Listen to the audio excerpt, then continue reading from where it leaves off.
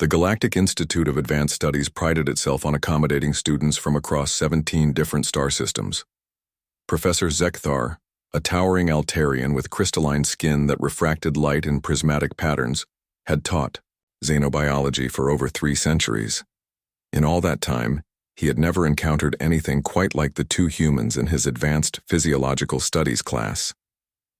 James Martinez sat in the back row, his dark hair falling across his forehead as he sketched in the margins of his digital tablet. Beside him, Lisa Chen reviewed her notes with characteristic precision, her fingers dancing across holographic displays with practiced efficiency. They were the only humans in a class of 43 students representing 12 different species. Today, Professor Zekthar announced, his voice resonating through the amphitheater, we will be conducting practical examinations of neural response times across species. The quantum reflex analyzer has been calibrated to test reaction speeds to light-based stimuli. The machine in question dominated the center of the classroom, a sleek, silver construct bristling with sensors and emitters. Its core feature was a series of laser projectors capable of generating coherent light beams at various intensities and frequencies. According to the technical specifications, it could measure reaction times down to 0.001 milliseconds. The test is simple, the professor continued, gesturing toward the device with one of his forearms. A laser pulse will be emitted at randomized intervals. Your task is to press the response pad the moment you detect the light. This will help us understand the evolutionary adaptations that have shaped neural processing across our respective homeworlds. The Vorthax students, insectoid, beings with compound eyes, went first. Their segmented bodies twitched with anticipation as they achieved respectable scores in the 180, 220 millisecond range. The aquatic delphinians, despite their obvious discomfort in the dry atmosphere, managed impressive times around 150 milliseconds, their lateral line systems providing enhanced sensory input. Then came the crystalline Xarians, whose silicon-based nervous systems processed information at remarkable speeds, clocking in at 95, 110 milliseconds. Even the hulking Gorvak warriors, built more for strength than speed, achieved times in the 200, 250 range.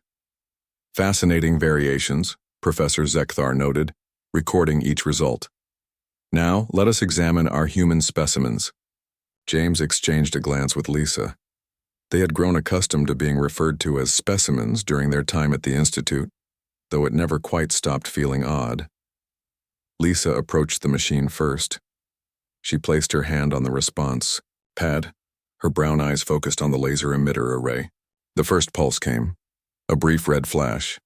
Her hand moved with fluid precision. 62 milliseconds, the machine announced in its synthetic voice.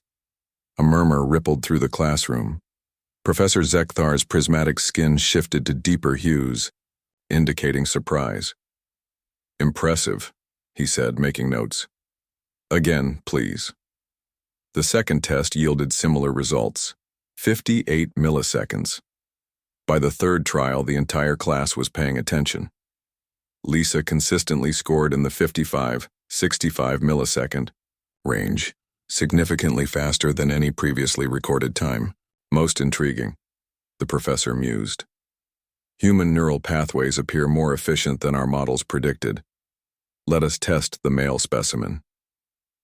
James stood and walked to the machine with his characteristic casual stride. He placed his palm on the response pad and looked at the laser array with an almost lazy expression. The first pulse came, a green flash. James's hand twitched, but something unexpected happened. Instead of simply pressing the pad, his other hand shot up into the air with impossible speed. There was a brief crackling sound and the laser emitter sparked. What? Professor Zekthar began. Sorry, James said, opening his raised hand. A small glowing sphere of condensed photons dissipated between his fingers. Reflex kicked in. I tried to catch it. Silence filled the amphitheater.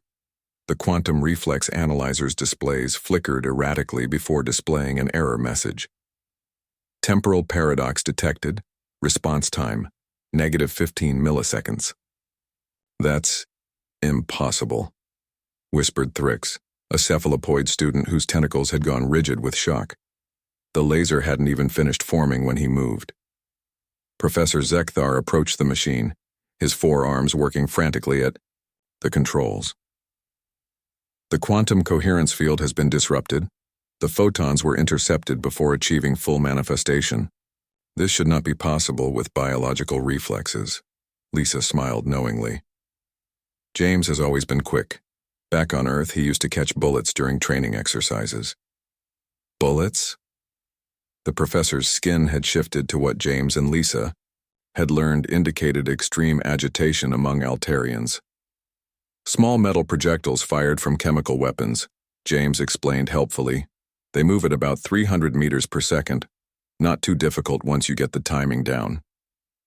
The Xerians, whose silicon-based minds processed information at quantum speeds, began chattering among themselves in harmonic frequencies. The Vorthak students' compound eyes focused and unfocused repeatedly, a sign of deep confusion.